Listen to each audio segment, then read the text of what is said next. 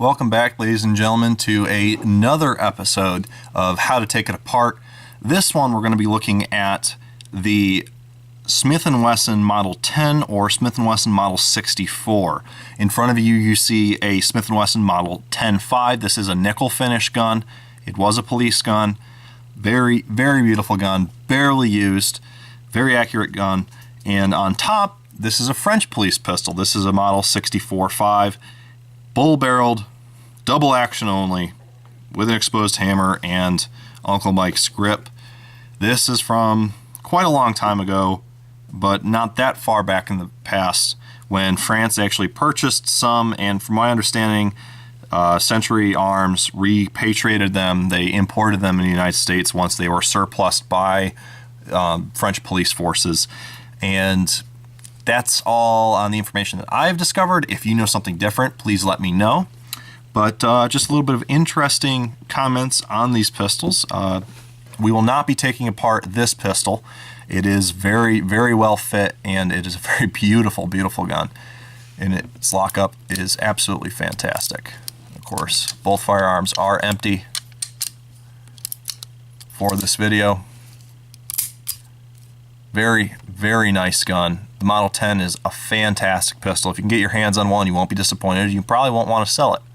It's usually why they're not typically that predominant right now on the market, is guys are kind of gobbling pistols like this up. But we're going to set him aside, and we're going to bring our 64.5 up. And I've got my little gunsmithing tool here, and we're going to need a couple different bit sizes. And we'll go with that one, this one, and this one. We got three different bit sizes, all slightly different. They're all flathead screws. And we're going to start by taking off the grip. Of course, safety check your firearm. And there are different ways to go about this, but it's easiest for me, at least, to just go and take the grip off. Screw that out. Alright, just pull that top off, pull the bottom off. It should kind of just fall off, and I'm going to just set it to the side. Now we see our mainspring, and this is hooked up underneath to the hammer. Now I'm going to swap to my intermediately sized bit here, and I'm going to go to the forward screw. So you're going to have three screws, one at the back, middle, and front of the frame on the right hand side. And I'm going to go in, and I'm just going to remove this, and I'm going to keep track of it. You'll notice that it has a little bit of a recess on it where it has kind of a retention pin look. Well, that's because it holds in the yoke of the pistol. Flip the pistol over, press your cylinder release, push it out, grab the yoke and the ejector rod, which is also your cylinder access pin, and pull it out. Now you can simply pull the yoke off the front, and there's your cylinder and your yoke. Oops, helps if you don't drop it. We are not going to take this apart. Essentially, you kind of need a vise, and you will unscrew this from the two components which hold it together, and there's going to be a spring inside. It's kind of a janky mess, but really it's not necessary to take apart unless you need to replace a component, such as the extractors, or etc., or ejectors, excuse me. I guess they're ejectors and extractors, aren't they? Of course, we can't take off the barrel, but that should be pretty obvious. It is screwed into the frame. You would need a vise and some heat to do that, generally. But next we're going to go to our two smaller screws here. I like to just start at the one at the rear of the trigger guard, and it should be pretty loose. If they are too tight and you can't get them undone, you might need some heat. Do not force it. Take it to a gunsmith if you run into any troubles. These are pistols you really don't want to screw up. These screws are small and easy to lose, so keep track of them as well. Get your back one off, and the way I keep track is the big one goes up front, the middle one has a rounded head to it, and the rear one is shortest and is flat. And that's going to be across the two designs, the Model 10 and the Model 64. Now that we've got it set here so that all the screws are out. I'm going to take the back of my screwdriver, which is rubberized and plastic, very gentle on the metal, and I'm not going to pry. You do not want to pry these side plates off. You can severely damage them by doing so. I'm going to turn it over, and I'm just going to start giving it a couple whacks. And it will fall out, and so will our bolt. Here's our bolt. I'm going to set that up by the screws. Here's our side plate. Put that right there. Now, what we're looking at is a complete little action. And funny enough, because this is all still secured, I can actually show you how this works. So as I pull the trigger, excuse me, I have to pull this back. As I pull the trigger, cocks the hammer, compresses the spring, goes forward, eventually it will release on the sear, and snap. And because the trigger is pulled, it will let the hammer push the firing pin all the way through the firing pin protrusion hole in the frame.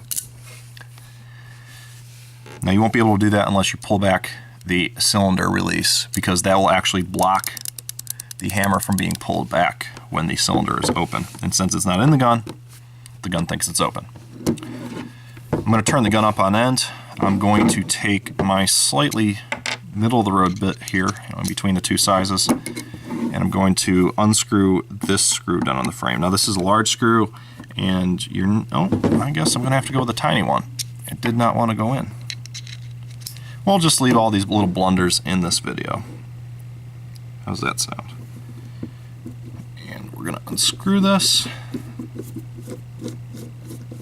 and you'll definitely be able to tell which one this is, and you won't get it confused with the other screws.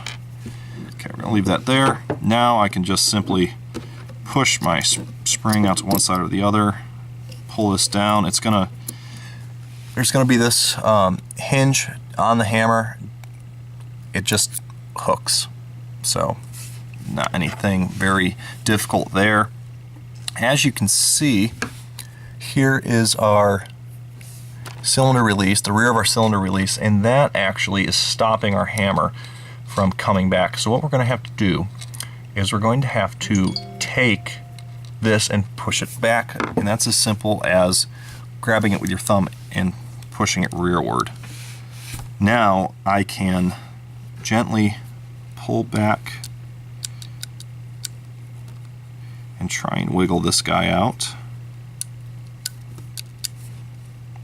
which sometimes is a bugger to do when you're trying to show a camera.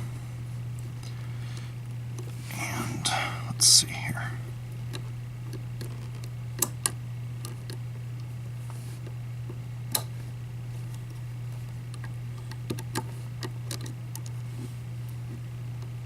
If I can remember how to get this up, we will be in business. Unless it does not want to come up, and then we're not in business.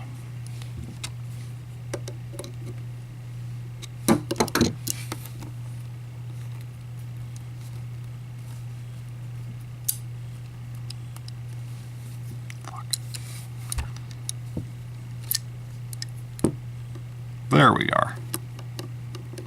Sometimes you just got to play with it for a little while until it wants to finally cooperate with you. Part of your problem is going to be getting it to come back, and it's going to want to catch, there we are, right on the firing pin as it protrudes. So getting all the way back and then pulling it out is going to be the trick here. And getting it back in is not quite as convoluted, but it's still a little more difficult than you think it would be. Now, this is where I recommend that if you needed to clean the frame, stop here and really assess how much cleaning you need to do. Do you really need to get under this trigger? Because this is going to be an absolute pain to get back in, and I'll tell you why.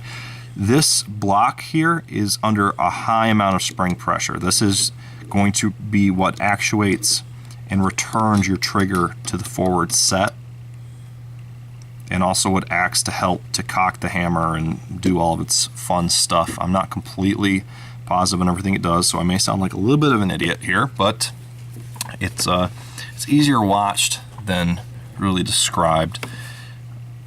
So I'm going to pull this back, which is the hand, and I'm going to just sort of start pushing the trigger up. You'll see it wants to explode at this point. So I recommend grabbing it and covering it with your hand, and then relieving the tension. And there's your trigger and hand. And here comes that block, and you can see that spring which just comes right out of it. I'm going to leave them together. Now the next part that you could remove from in here, which I'm not going to do because it's an absolute pain to get back out, is the bolt and its spring. And they reside up here. It's just a little pin. It is not a lot of fun to try and get out because you have to press the bolt down in the frame and pry it upwards while trying not to hurt anything. It's kind of one of those parts that was put in there and not really intended to be taken out unless it was broken. And so we're just going to leave that be there. Now if you need to take this apart, which is your cylinder release latch, simple screw, pull it, it'll just come right up at this point. And now you can pull it back and up and outwards, and there we go. Now be careful, hold it. You see I was kind of holding it, and this is why. There is a detent right there that has a spring on it. I have sent this flying across the room before, and you will lose it. Can you tell how tiny that is? So here is our cylinder yoke screw. It's kind of a tiny guy, right? And there it is next to this detent. Very longer, but much skinnier. Just trying not to lose that. And that's the only thing. Reassembly is going to be the exact reverse. We will run through that in the next episode. Thanks for watching, guys. And as always, keep your powder dry, and God bless.